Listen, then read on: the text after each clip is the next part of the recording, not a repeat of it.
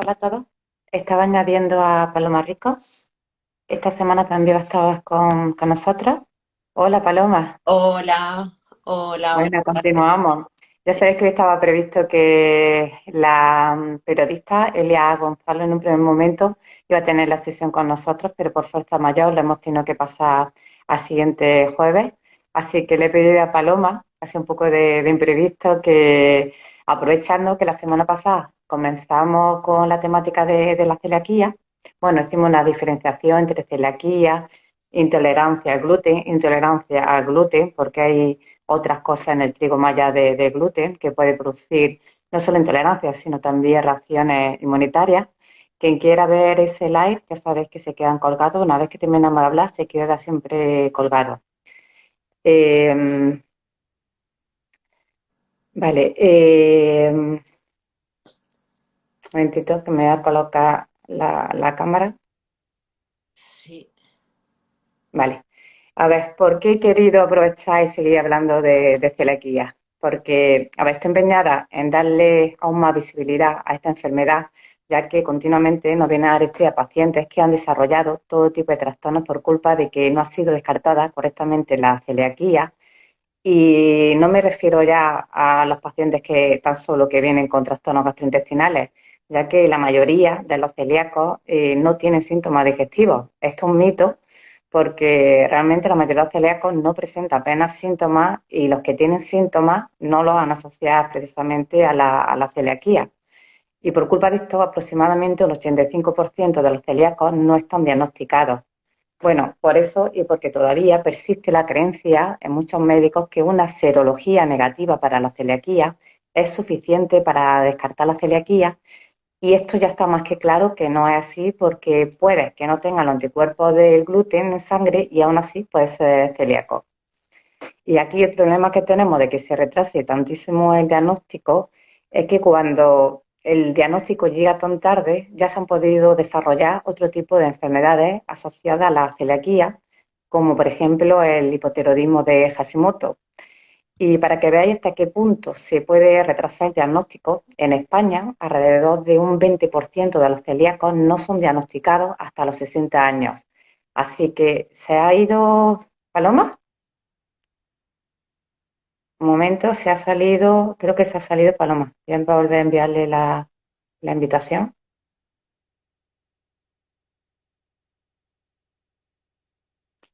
Un momentito. Como se dice, fallo de directo.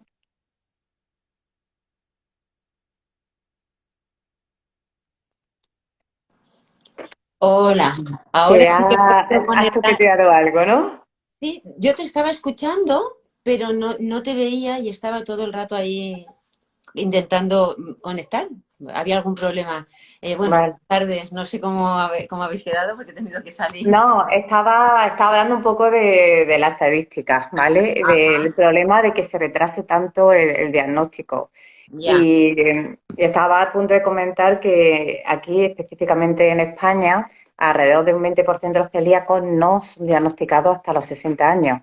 Así que ya os puedo hacer una idea de lo tarde que se suele diagnosticar esta enfermedad y por qué estoy tan empeñada en crear concienciación de esta problemática, y estoy insistiendo en hacer estos webinars, estos lives, para seguir Exacto. creando concienciación, y pido a Paloma, que es nuestra gran experta en celiaquía. A ver, todo el equipo de Arestea saben de celiaquía porque al final somos especialistas en patología digestiva y en microbiota, y la celiaquía es la causa subyacente de muchos otros trastornos por los que acuden a nosotros los pacientes. Bueno, y hoy específicamente hemos elegido hablar de la asociación que hay entre la celiaquía y la alteración de la microbiota, ¿vale? Que es lo que se conoce como disbiosis, porque ya hay muchos estudios donde se ha demostrado que la composición microbiana del intestino de personas con celiaquía es distinta a la de las personas que no tienen esta enfermedad. E incluso ya se ha descrito los mecanismos bioquímicos por los que algunas bacterias son especialmente protectoras en personas que tienen la genética positiva de celiaquía, y por qué otras bacterias son especialmente dañinas cuando se tienen genes que predisponen a esta enfermedad. De hecho, la disbiosis podría explicar en parte por qué aunque en España un 30% de españoles tengamos los genes necesarios para desarrollar la celiaquía, tan solo la llegan a desarrollar alrededor de un 3%. Paloma, ¿podrías poner un par de ejemplos? Uno de una bacteria protectora, en concreto que sea protectora para la celiaquía, Ujú. porque tenga enzimas con la capacidad de digerir el gluten para que así los péptidos sean más pequeños y sean menos inmunogénicos. Y por favor, ponos también otro ejemplo de una bacteria que sea patógena y que además haga lo contrario, que aumente el riesgo de que el sistema inmune de la mucosa intestinal se active, causando problemas de autoinmunidad. Venga, vamos a ello. Bueno, pues como bien dices, diferentes bacterias van a metabolizar el gluten de diferente forma, ¿vale? Me pides que hable de una patógena, ¿vale? Pues si yo tuviera que decidir una, decidiría y ya voy a priorizar a la Pseudomonas aeruginosa. ¿Por qué? Porque es una bacteria patógena que además cuando hay infecciones intestinales pues puede causar bastantes daños, ¿vale? Pero es que además esta bacteria segrega elastasa. ¿Y qué hace la elastasa? La elastasa lo que hace es que es una enzima que va a dañarnos esta barrera intestinal y va a facilitar la translocación de péptidos de la gliadina. Es decir, péptidos de la gliadina, estos péptidos proceden del gluten, ¿vale? La gliadina es una proteína también. Entonces, ¿qué es lo que pasa? Que estos péptidos van a alcanzar la lámina propia, que es donde tenemos nuestro sistema inmunológico a nivel intestinal. Y va a hacer, de alguna forma, que sirva como si esta persona tiene tendencia, por supuesto, a la celiaquía, está predispuesta, ¿qué es lo que ocurre? Bueno, pues que puede ser un detonante, ¿de acuerdo? Y va bueno, a desarrollar la celiaquía. Por otro lado, hay otras bacterias, por ejemplo, los lactobacilos. Los lactobacilos siempre van a ser beneficiosos, los echamos muchos de menos en nuestros pacientes, ¿vale? Porque Por reduce. desgracia, sí. Exacto. Porque es una de las cosas que tienen más bajas. Es raro encontrarnos, bueno, yo creo que nunca nos hemos encontrado a uno, bueno, sí, nos encontramos en una ocasión a un paciente con lactobacilos altos que fue caso clínico, incluso, ¿no? Sí, Porque sí, pero es lo que dicen, las bifidobacterias, es verdad que no es tan normal encontrarse las bajas, a no ser que hayan llevado una dieta muy estricta en forma durante mucho tiempo. Ahí ya sabemos que lo van a tener bajos.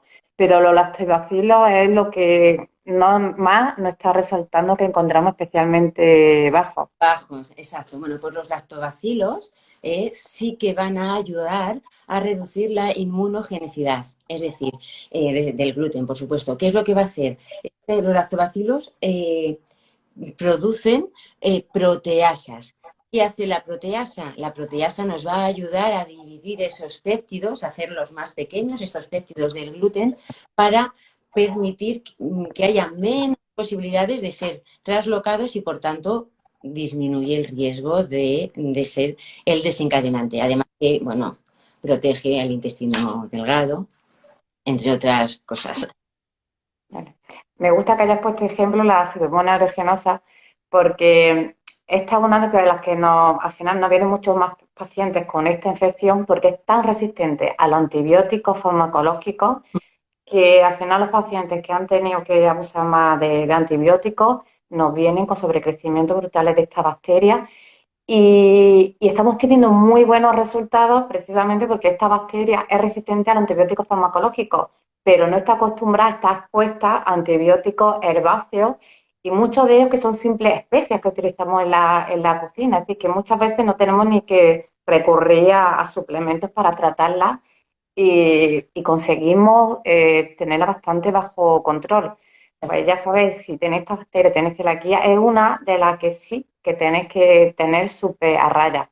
Pero también me gustaría que me comentaras de otras bacterias, ¿vale? Que también haya que controlar especialmente cuando se tenga, no ya celiaquía, sino que te haya hecho un test genético, ¿vale? Y tenga el riesgo genético de desarrollar celiaquía, ¿vale? Para que no hagan de detonante, promoviendo así que se termine desarrollando la enfermedad. Está claro. Vamos a ver, en una población general, la microbiota, las familias de microbiota, los filos que llamamos, principalmente van a ser bacteroides, perdón, Bacteroidetes, como familia, Firmicutes y actinobacterias. Esto es en la población general. Sin embargo, en los pacientes con enfermedad inflamatoria de la celiaquía, nos estamos encontrando mediante biopsias intestinales que tienen una gran elevación de bacterias gram negativas. Concretamente, nos referimos a Clostridium, nos referimos a E. coli y nos referimos a bacteroides, que sería una parte de los bacteroidetes. Sin embargo, hay estudios recientes, muy recientes. Hay un estudio, no recuerdo bien si es de agosto o de septiembre del año pasado. Bueno, para veces del año pasado ya puede ser muy antiguo, ¿no? Pero bueno, es relativamente reciente, del año pasado, del 22, en la que personas que estaban predispuestas genéticamente habían tenido una infección por Campylobacter jejuni y fue tener esta infección y fue el detonante automático para desarrollar esta enfermedad celíaca.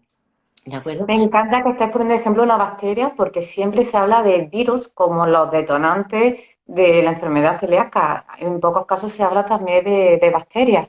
Sí, hay bacterias, hay bacterias. Y además, fíjate, también se ha visto en este mismo estudio, se vio como pacientes celíacos que habían desarrollado infecciones bacterianas, ¿vale? Tanto por E. coli como por bacteroides frágiles o por Staphylococcus, tenían genes más virulentos y más agresivos que personas no celíacas que habían tenido las mismas infecciones, ¿vale? Sin embargo, eran los genes muchísimo más virulentos estas personas que tenían celiaquía. O sea, esto es curioso. Y como algo llamativo, no siempre las bacterias van a hacer daño. Hay una relación, se está estudiando, ¿vale? O sea, esto todavía no hay nada concluyente, pero bueno, como está también Y por ahí van los tiros, ¿no? que por aquí van los tiros, ¿vale? Uy, se me ha movido como me muevo tanto, el aro del,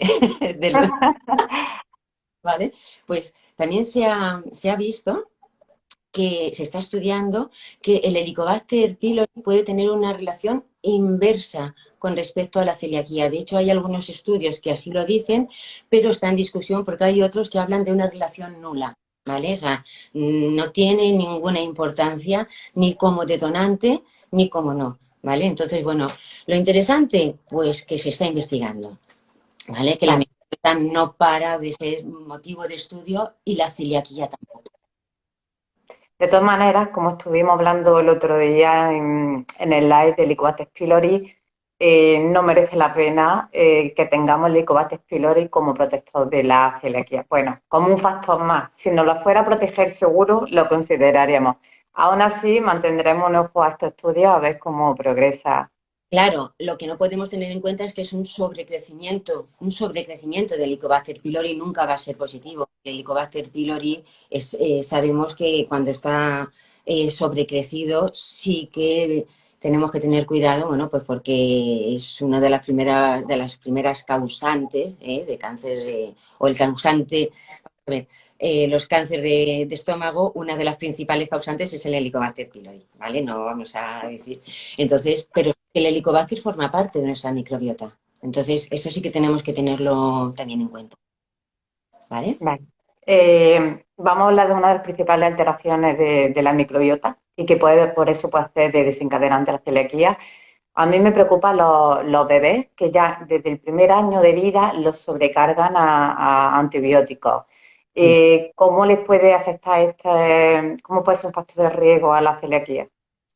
Pues sí, vamos a ver, está claro, y además lo comentamos el otro día, ¿vale? Que cuando a un niño se le somete en una edad temprana a antibióticos, se produce una disbiosis, se disminuye la diversidad bacteriana y esto en niños predispuestos genéticamente, bueno, pues predispone a que se desarrolle antes, ¿no? La celiaquía.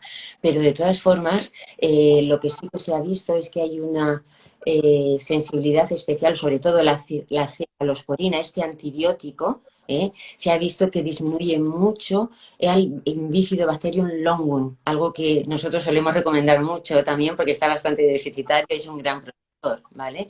Y también hay un aumento de bacteroides frágiles. ¿vale? Tenemos que entender una cosa, que nuestra microbiota, nuestra defensa intestinal, influye en varias cosas. Entre ellos influye la barrera intestinal, ¿vale? Que está formada por una mucosa, que es una barrera física, en la que bueno, pues los patógenos se van a chocar de frente, ¿vale? Y también por unos complejos de moléculas que son moléculas de adhesión, de uniones estrechas, de células que son contiguas, ¿vale? Unas con otras. Esto va a hacer que estas uniones estrechas van a hacer que impedir la entrada de microbios y de patógenos de tóxicos, ¿vale? Hacia nuestro intestino, hacia la lámina propia, que es donde está nuestro sistema inmunológico, ¿vale? Donde se aloja nuestro sistema inmune a nivel intestinal. Hay varias bacterias, proteínas que van a hacer que esta parte de uniones estrechas, estos complejos, intervengan. Pero entre ellas está la zonulina. La zonulina forma parte es decir, la zonulina está uniendo estas células contiguas y es la encargada de permitir el control de macronutrientes, de líquidos hacia torrente sanguíneo una vez que se ha absorbido. ¿Qué es lo que ocurre? Que se ha visto que en la celiaquía hay un desmontaje de la celulina, un incremento en el desmontaje de la celulina, es decir, hay más liberación y al final lo que se produce es una permeabilidad intestinal. La permeabilidad intestinal se puede hacer, se ha visto que hay péptidos del gluten que la pueden desencadenar y también que la pueden desmontar y que también péptidos de diferentes bacterias, ¿vale? A veces vemos pruebas de zonulina, permeabilidad aumentada, ¿vale? Esto es lo que nos está diciendo. Vale. Ahora vuelvo otra vez un poco al tema genético. ¿Puede decirnos si tan solo por el hecho de tener los genes que se asocian a la celiaquía sería suficiente para que se desarrolle un patrón de disbiosis propio de la celiaquía antes incluso de que se haya desarrollado la enfermedad? Vamos, sí. Se ha visto que tanto en niños con el DQ2, DQ8, que son los genes, los alotipos que nos están predisponiendo a la celiaquía, y familiares de primer grado de personas que ya están diagnosticadas de celiaquía, tienen muy disminuidos los bifidobacterios. Todos coinciden, hay diferentes bacterias que pueden estar crecidas en unos o en otros, dependiendo sobre todo de la sintomatología que va a tener. Se pueden apreciar unas bacterias más sobrecrecidas que otras, pero en todos los casos coinciden la disminución de bifidobacterias. ¿Vale? Eso siempre en estas ramas. Por tanto, está claro que este halotipo sí tiene prevalencia en enfermedad en celíacos y en familiares, ¿vale? De todas formas, también hay estudios que también me ha llamado mucho la atención, ¿vale? Y es que en muestras fecales se ha visto que niños que tienen el riesgo mayor, vamos a ver, el DQ2 y el DQ8 lo tienen el 90%, 99% de los celíacos tienen uno u otro. El 90% de los celíacos tienen el DQ2, ¿vale? Como riesgo genético, o sea, la genética positiva. Estos niños que tienen el DQ2 son los que tienen mayor riesgo de desarrollarla. Bueno, pues se ha visto que la microbiota de los niños con DQ2 es diferente a la microbiota de los niños que tienen DQ8. ¿Celíacos los dos? ¿O con riesgo de celiaquía los dos? Sí, uno con mayor y otra con menor. Se ha visto que estos que tienen mayor riesgo, o sea, los que tienen el DQ2, tienen más microorganismos que son patógenos enterotoxigénicos, es decir, que son tóxicos a nivel intestinal, ¿vale?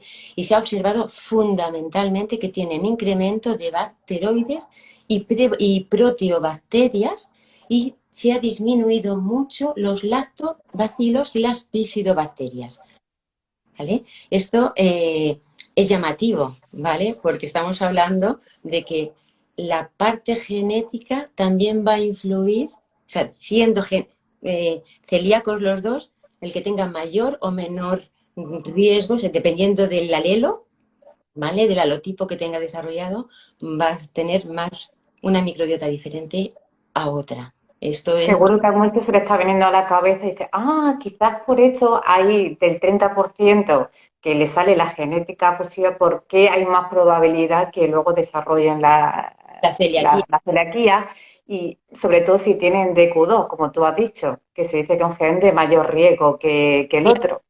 Claro, porque ya per se tienen más microorganismos que son enterotoxígenos, ¿vale? Entonces, mm, tiene mayor, tiene más papeletas, vamos. Ha comprado, le han regalado más papeletas en Exactamente, el bolso. paquete. Vale. Vale, bueno, ya sabéis que el tratamiento es dejar el gluten. Lo que pasa es que muchas personas, después de ser diagnosticadas de celiaquía y seguir una dieta totalmente exenta de gluten, aún así no terminan de mejorar. A ver, en este caso, lo primero que hacemos en Arestea es descartar que se trate que no se vaya a tratar de una exposición oculta al gluten, que inconscientemente lo estén tomando por contaminación cruzada. eh, a ver, muchas veces hacemos como si fuéramos detectives porque vamos haciendo ahí preguntas y comparte la tostadora o el horno, si, vale, porque lo primero que tenemos que ver es que seguro que no estoy tomando gluten inconscientemente. Y una vez que ya hemos descartado que realmente no hay contaminación cruzada, también tenemos que descartar que no se deba a otras afecciones coexistentes, ¿vale? Como alguna otra enteropatía autoinmune o un crecimiento microbiano en el intestino delgado, ¿vale? Lo que llamamos como SIBO o IMO. Y otra cosa que tenemos que tener en cuenta es que si hay otros factores asociados a la atrofia vellositaria persistente y sintomática, como sería tener más de 70 años o que estén tomando inhibidores de la bomba de protones, ¿vale? Que es un tipo de antiácido, o si están tomando de manera crónica antiinflamatorios no esteroideos, os sonará el ibuprofeno, sobre todo, o si se está tomando inhibidores selectivos de la recaptación de serotonina, ¿vale? Que son los de antidepresivos que se toman de manera más frecuente. En general, por desgracia, lo que está publicado es que tan solo un tercio de los adultos tienen vellosidades normales, es decir, tienen un intestino, con vellosidades normales me refiero a que tienen un intestino sano y que ya le ha cicatrizado después de los 2 años de haber instalado una dieta libre de gluten. Y tan solo 2 tercios lo conseguirán después de 5 años con una dieta sin gluten. Entonces, Paloma, ¿crees que la falta de regeneración del intestino y la persistencia de algunos síntomas pueda deberse a la disbiosis o tan solo se puede corregir por sí misma de modo parcial después de haber comenzado una dieta sin gluten y que por tanto en los casos en los que continúan los síntomas después de haber descartado otros factores de riesgo como los que acabo de comentar, merecería la pena hacer una intervención sobre la microbiota para analizar qué alteraciones sigue habiendo y tratarlas para intentar que el paciente se pueda recuperar completamente? Sí, completamente, vamos, vamos a ver. La celiaquía, habíamos comentado al principio que lamentablemente se diagnostica muy tarde, ¿vale? Entonces, si se diagnostica muy tarde, suele haber un gran daño, una gran disbiosis. El tratamiento para la recuperación el único tratamiento que hay para la celiaquía es la dieta exenta de gluten. Pero como tú dices, efectivamente, mm, no, no se terminan de recuperar. ¿Por qué? Porque a pesar de que llevas una dieta sin gluten, hemos descartado todas las otras patologías asociadas, el daño está hecho. Entonces, sí que una dieta sin gluten va a ayudar a recuperar esas vellosidades, ¿vale? ¿Vale? Pero lo que no va a ayudarte es a recuperar per se la microbiota, o sea, la microbiota que se ha desbalanceado. O sea, esa disbiosis no te la va a recuperar. El hecho de dejar la dieta de gluten no te va a proporcionar bacterias o te va a disminuir bacterias que ya estaban desbalanceadas. Es decir, se ve que las personas que han dejado el gluten y persiste estas molestias, ¿vale? Estos síntomas digestivos y se ha descartado todos los que tú has comentado antes, ¿vale? Los acontecimientos que has comentado antes, se sabe que persisten en aumento de proteobacterias, ¿vale? Las proteobacterias, al final, todos sabemos que además aumentadas no son en nada beneficiosas, nos pueden provocar además, bueno, lo que llamamos ese daño horrible, que no nos gusta a nadie cuando estamos en tratamiento.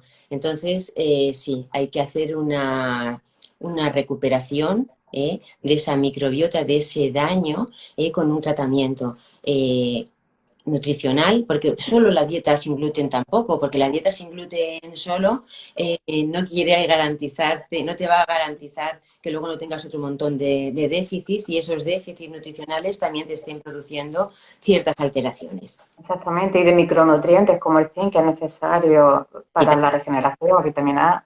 un montón, la vitamina D, o sea, la vitamina D, si nos quedamos, es una de las vitaminas que también sentimos que están más afectadas, ¿vale? Entonces, que esto se pueda deber a una parte genética, sí. Que podamos ayudar con parte de alimentos, sí. Lo que pasa es que es lo que comentaba, cuando dejamos una alimentación sin gluten, a veces nos olvidamos de dejamos de lado a los prebióticos, a la alimentación prebiótica, y ahí empezamos con otro desbalance. Entonces, bueno, creo que hay que tratarlo de forma correcta con ayuda, o sea, tratando la disbiosis por sí y tratando a nivel nutricional, las dos cosas. Vale, ya que has sacado el tema bueno, has nombrado prebióticos, también te lo voy a preguntar ahora sobre eso, pero quiero preguntarte primero del uso de probióticos como herramienta terapéutica, ya que está claro que son claves para la restauración y la modulación de la microbiota. Y también me gustaría comentar cómo influye la microbiota directamente sobre el espectro de síntomas gastrointestinales que tienen las personas con celiaquía y cómo una buena selección de probióticos, teniendo también en cuenta el tipo de síntomas que tiene el paciente, puede ser de gran ayuda. De hecho, incluso ya se ha observado en estudios como consorcios microbianos, es decir, combinaciones específicas de ciertos microorganismos, pueden desintoxicar los péptidos inmunogénicos del gluten y pueden utilizarse para mejorar la digestión intestinal de los pacientes con celiaquía. Paloma, ¿puedes decirnos cuáles son los mecanismos por los que los probióticos pueden ayudar a la celiaquía y nombrarnos un ejemplo de combinación de bacterias probióticas que hayan demostrado que vayan especialmente bien para la celiaquía? Ujú. Claro, los probióticos sabemos que van a influir en la enfermedad celíaca, ¿vale? Y lo van a hacer mediante tres mecanismos de acción potencial, ¿vale? El primer mecanismo, ¿cuál es?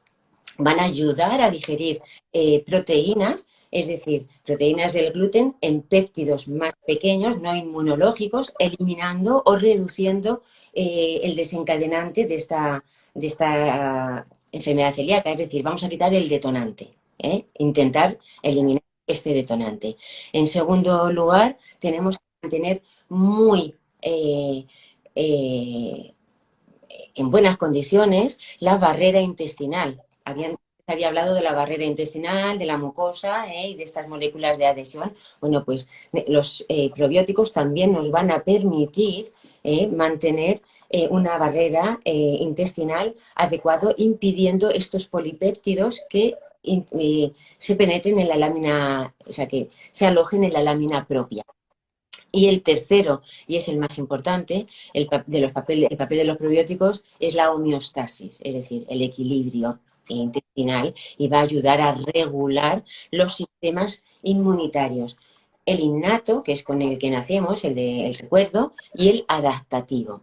¿Vale? Entonces, aunque las alteraciones de la microbiota o de la disbiosis que se produce en la enfermedad celíaca no se conoce todavía muy, muy exactamente cuál es la secuencia para la patogenidad, sí que sabemos que hay un consorcio de bacterias, de probióticos, combinaciones que nos van a venir muy bien. Tú me pedías que te dijera alguno, y bueno, pues la combinación, por ejemplo, de Lactobacillus plantarum, otro que nos solemos encontrar muy disminuidos en nuestros pacientes y que solemos recomendar, el Lactobacillus paracasei, bacilos también.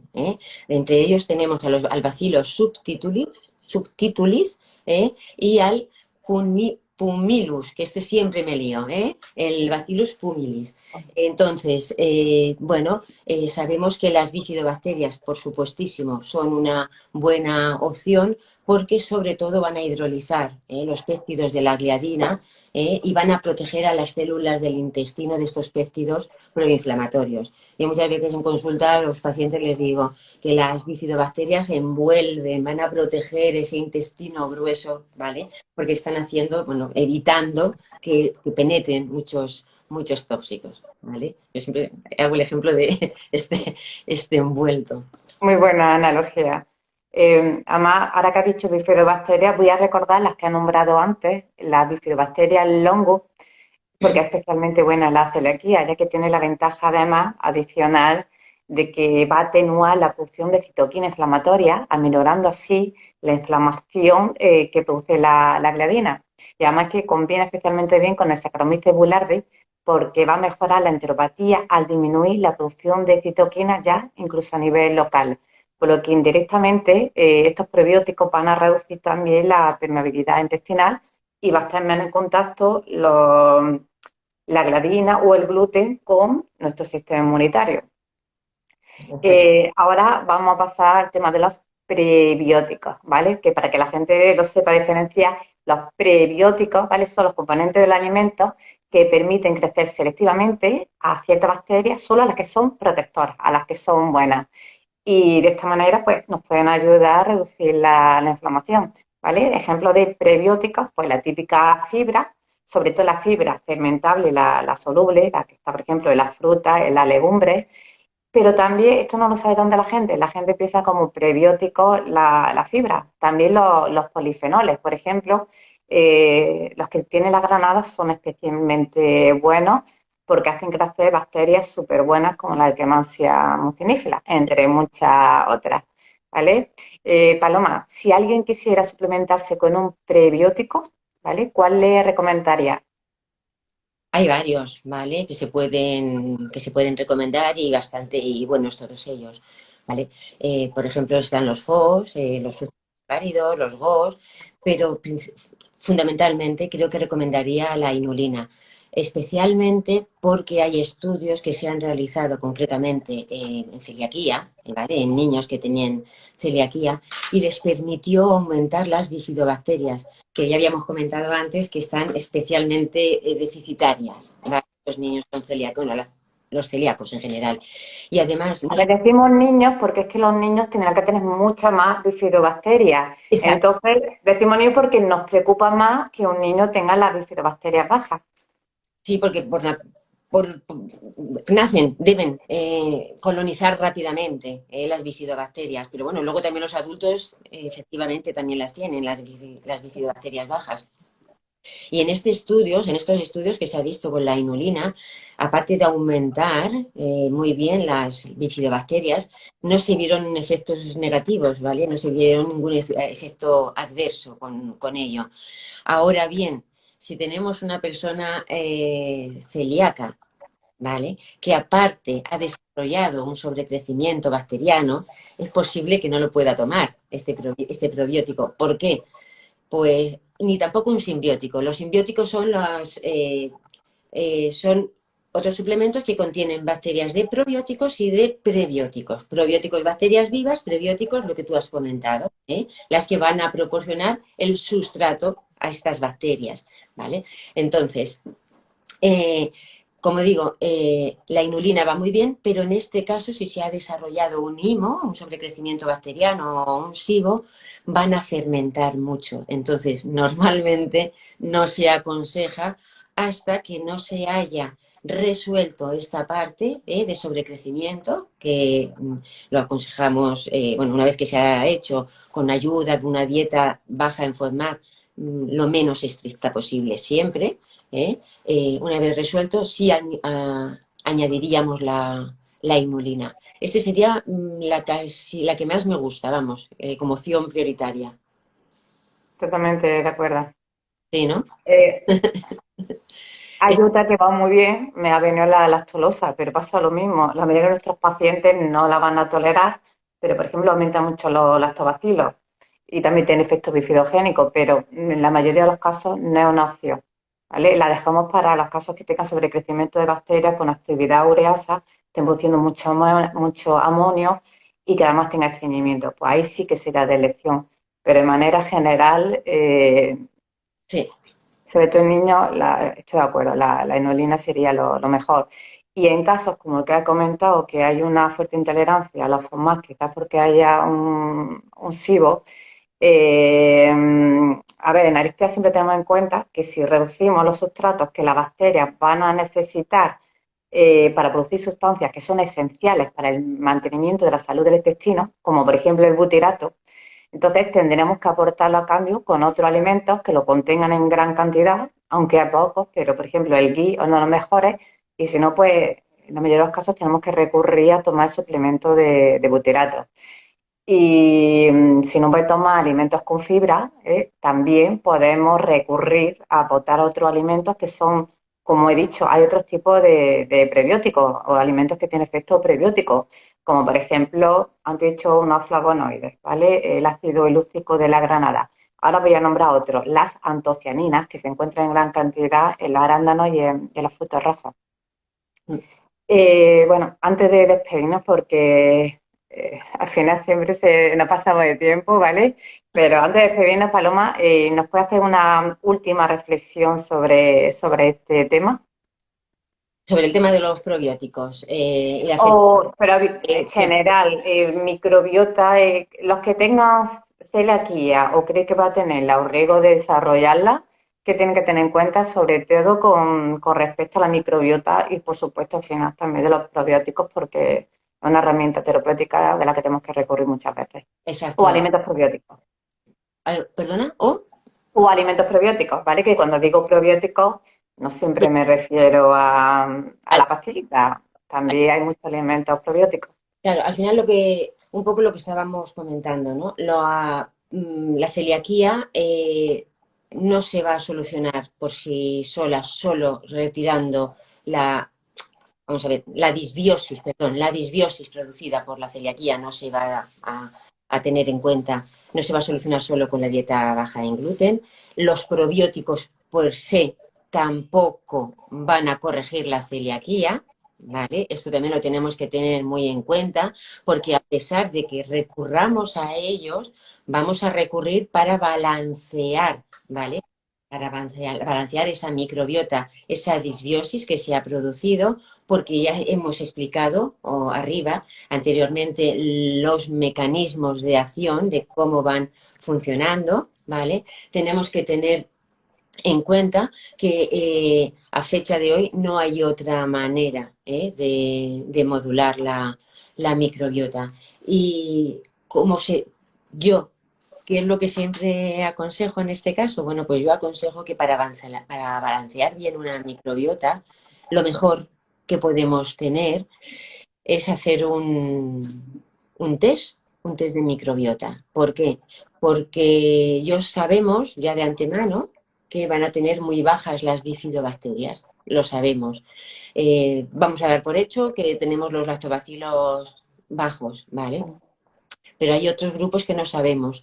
No sabemos si vas a tener aumentado o no aumentadas las bacteroides, los bacteroidetes, las proteobacterias. Y esto sí que de alguna forma va a ayudar, o sea, va a dificultar, si no lo sabemos, esa repoblación o esa eubiosis, ¿vale? Esa recuperación de la eubiosis. Entonces, la mejor manera que podemos hacer para modular, para orientar y modular exactamente como queremos la microbiota, sería haciendo un test de microbiota, ¿vale? En definitiva, Idealmente metagenómico, porque lo que queremos sí, ver es el 100% de los microorganismos. claro, yo Porque no. Es que si disculpa, con la microbiota puede que esto, venga con un 16 y 18S, no, uno de PCR, que al final da información muy parcial, muy incompleta, que puede llevar a confusión. Por cierto, tenemos también un live sobre los test de microbiota, ¿vale? Podéis mirar en mi cuenta, se ha quedado la grabación subida, ¿vale? Por si alguien quiere saber más de este tema. sí. Disculpa, yo es que cuando he dicho el test, claro, la gente no lo tiene por qué saber, no tiene por qué saber los que me están escuchando que me refiero a un test metanogénico, pero es que como es siempre el que recomiendo siempre es un test metanogénico, ¿vale? Porque, por lo que tú dices, porque es que vamos a ver el 100%, entonces no es parcial, es un total, entonces nos va a permitir muchísimo mejor, ¿no? Esta modulación sin lugar a duda. Entonces, resumiendo un poco, cuidado con la permeabilidad intestinal. Tenemos que cuidar muy bien esta barrera intestinal, protegiendo pues, todos los detonantes que nos puedan causar esta celiaquía, porque quien sea celíaco, o sea, quien tenga la genética positiva, tiene la bolita regalada, y solamente hace falta que haya algo que mueva el bombo y que en ese caiga la... Exactamente. Yo muchas veces lo Me comparo, gusta ese ejemplo.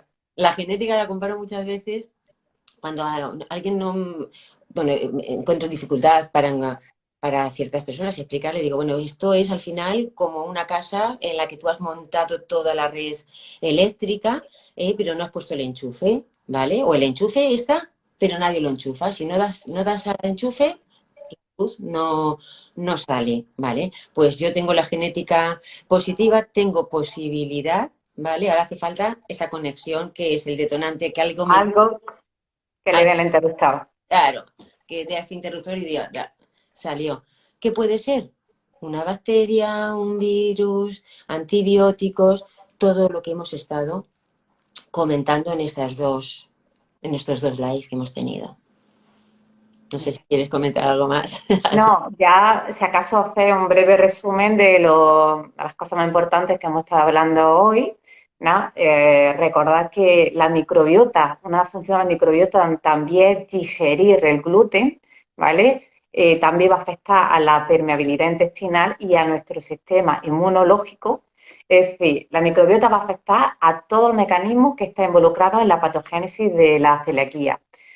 Y otra cosa que quiero ya otro punto que quiero recordar es que aunque la dieta sin gluten puede reducir los síntomas de la celiaquía en la mayoría de los pacientes, no restaura, por desgracia, completamente la microbiota intestinal para que se iguale a la de las personas sanas.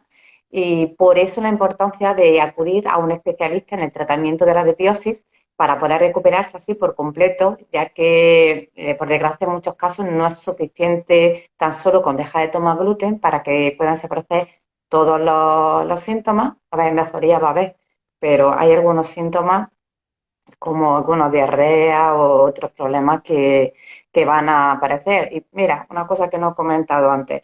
Hemos hablado de patrones específicos de la celiaquía, pero es que, como sabéis, la sintomatología de la celiaquía es un espectro, es decir, a cada uno se le manifiesta de una manera, por eso es tan difícil detectarla a tiempo. Pues bien, también hay patrones específicos como sellos, digamos, para ciertas manifestaciones de la celiaquía, como por ejemplo la dermatitis petiforme, ¿vale? Pues ahí se ha visto, por ejemplo, que los firmicutes están más elevados. Y luego otra cosa muy curiosa, he dicho los firmicutes están más elevados. Pues bien, los que llevan una dieta sin gluten y no mejoran, sigue con mucha sintomatología, se ha visto que precisamente tienen los firmicutes más bajos. Es decir, que dentro de celiaquía hay muchos tipos de disbiosis, ¿vale? Exacto. Bueno, con esto voy a terminar. Tan solo comentaros que si alguien estuviera interesado en tener una consulta con Paloma Rico, puede hacerlo desde nuestra página web aristeanutricionistas.com y Y ya está, el live del próximo jueves, ¿vale? Continuaremos hablando de celiaquía, ¿vale? Pero en esta ocasión vamos a escuchar el testimonio de una paciente para que veáis que dejar de tomar gluten no siempre es suficiente para recuperarse, porque muchas veces la celiaquía deja como secuela graves intolerancias alimentarias, incluso alimentos que no tienen nada que ver con el gluten. Y veréis cómo corrigiendo la microbiota se puede mejorar la intolerancia alimentaria. Además, va a ser un directo muy ameno porque voy a entrevistar a Elia Gonzalo, ¿vale? Que de verdad que es súper divertida y da gusto escucharle hablar. Seguramente os sonará de haberla visto en Telecinco en el programa Viva la Vida, ¿vale? Porque fue la presentadora de este programa, bueno, copresentadora durante 5 años hasta que cancelaron ese programa y posteriormente ha trabajado como colaboradora en Espejo Público de Antena 3. Entonces va a ser una cara que va a resultar bastante familiar. Así que nada, además estoy segura que su historia va a resultar muy interesante, así que no lo perdáis. Muchas gracias, Paloma, por habernos vuelto a ayudar a entender mejor la celiaquía. Si alguien se perdió su live de la semana pasada, ya sabéis que podéis verlo en esta cuenta de Instagram, Maika Carrillo Aristea. Y pronto estará también el canal de YouTube Aristea Nutricionistas, ¿vale? Recordad suscribiros a ese canal para no perderos ningún vídeo y que os llegue la notificación cuando subamos un vídeo. Y eso es todo. Muchas gracias por habernos estado escuchando hoy y nos vemos la próxima semana. Gracias a todos. Hasta luego.